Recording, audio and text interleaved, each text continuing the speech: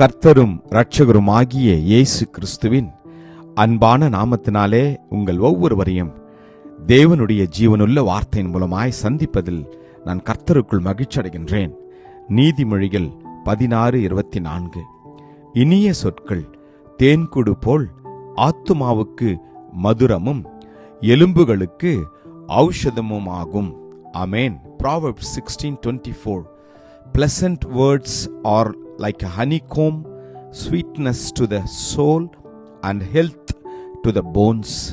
ஆமென். கர்த்தருடைய நாமம் மகிமைப்படுவதாக. வாயின் வார்த்தைகள் பிறருடைய காயங்களை ஆற்றுகிறதாக இருக்க வேண்டும் என்று கர்த்தர் நம்மை பார்த்து சொல்கிறார். நாம் பேசுகிற ஒவ்வொரு வார்த்தைகளுக்கும் நீங்களும் நானும் தேவனுக்கு பதில் கொடுக்க வேண்டும் என்று வேதம் சொல்கின்றது.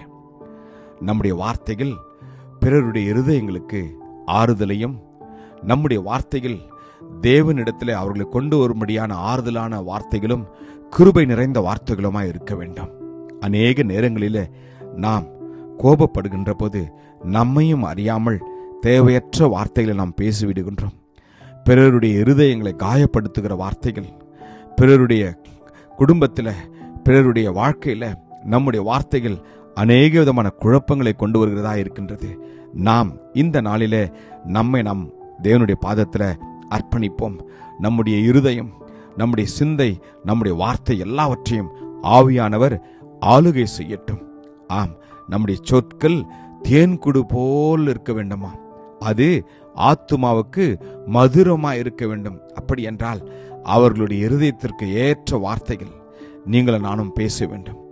ஆம், அநேக நேரங்களில் நம்முடைய வார்த்தைகள் மற்றவர்களுக்கு அது ஆறுதலை தான் கொடுக்க வேண்டுமே தவிர அந்த வார்த்தைகள் மற்றவர்களை காயப்படுத்தக்கூடாது. இந்த நாளிலே ஒரு தீர்மானத்தை நாம் எடுப்போம். நாம் பேசுகிற வார்த்தைகள் தேவன் நமக்கு கொடுக்கிற கிருபை நிறைந்த வார்த்தைகளாய் இருக்கட்டும். கர்த்தர் அப்படியே உங்களுக்கும் எனக்கும் அவர் கிருபை செய்வாராக.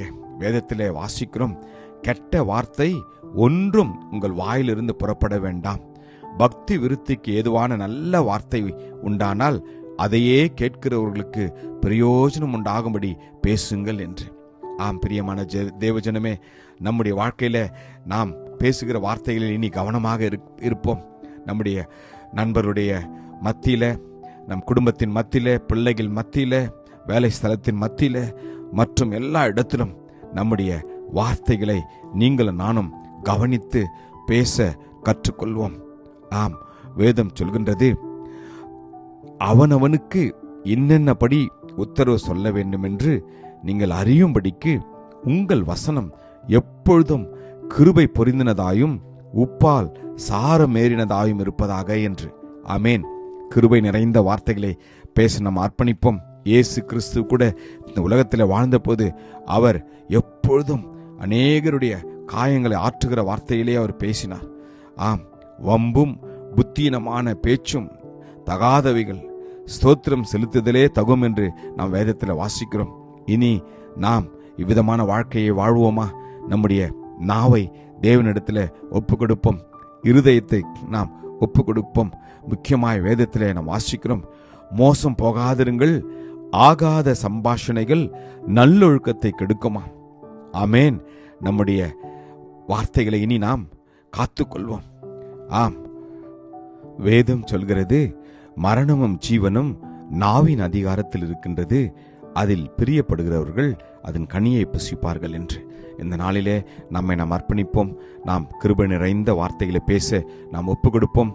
ஆவியானவர் நமக்கு கிருபை செய்வாராக. கிருபையும் இரக்கம் நிறைந்த நல்ல தகப்பனே, இந்த நல்ல நாளுக்காக உமக்கு நன்றி அப்பா. இனிய சொற்களை நாங்கள் பேச எங்களுக்கு கிருபை தாங்கப்பா. எங்களுடைய வார்த்தைகள் மற்றவருடைய இருதயங்களை ஆற்றட்டும் அப்பா. கிருபை நிறைந்த வார்த்தைகளை பேச எங்களுக்கு கற்றுத்தாரும். நீ அப்படி செய்ய போறதுக்காக உமக்கு நன்றி. இயேசு கிறிஸ்துவின் வல்லமுள்ள நாமத்திலே ஜெபிக்கிறோம் ஜீவனுள்ள நல்ல தகப்பனே. ஆமேன். God bless you. Jesus loves you. Amen.